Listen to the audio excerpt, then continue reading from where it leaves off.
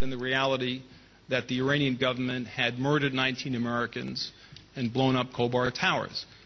And as investigators, we accepted that. That's a foreign policy matter which goes way beyond our jurisdiction and our pay grade. So we would go back repeatedly and say, do you want us to stop conducting the investigation? And the answer would always be, no, we want you to conduct a vigorous investigation, find all the evidence, and charge whoever can be charged. And this is the confusion and an example of the confusion of that policy, which in many respects continues today through a new administration with regard to the MEK listing, with regard to Camp Ashraf, and with regard to this lack of clarity and lack of purpose in terms of achieving what are very basic objectives here.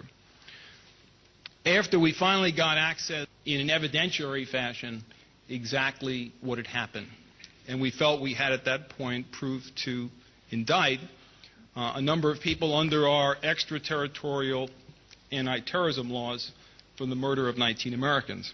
So anyway, they called a meeting in the White House as a result of this information. And the usual senior people were invited to the meeting. It was in the room in the White House where I think everybody on my left here has been on a number of occasions. The Attorney General and I thought the purpose of the meeting was to discuss what the result would be of this information and what would happen.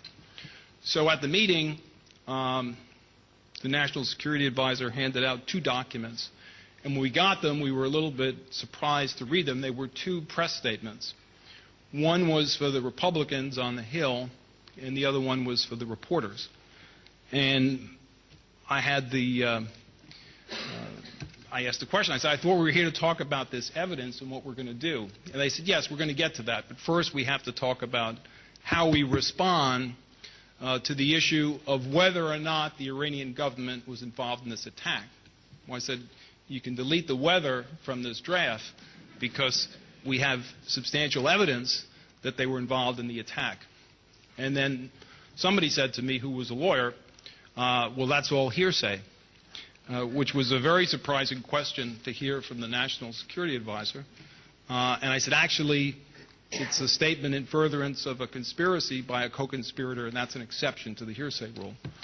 But I think, from my perspective, we reached the result that we intended to reach with respect to Khobar Towers. We indicted 14 people on 46 counts for the murder of those Americans.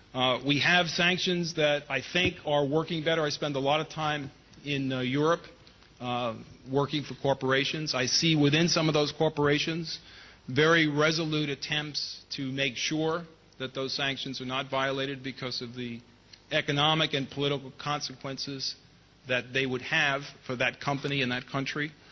The amazing heroics that everybody witnessed after the 2009 elections on the streets of Tehran. It was almost a critical mass. It was almost exactly where it should have ended. It didn't dissipate. Those young men and women, those heroes, that's not been erased. That's not been compromised. It's there. It's powerful. All of the sanctions, all of the work that is done covertly and overtly through diplomatic channels, through military channels, through intelligence, law enforcement channels.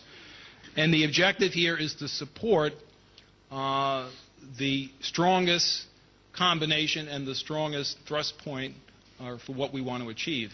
And that is going to be on the streets and homes and colleges in that huge and great country. And it's going to probably happen, I would predict, within the near term. I don't think you can keep that kind of force under wraps and restrained with the longevity and the sustainability that the regime would certainly like.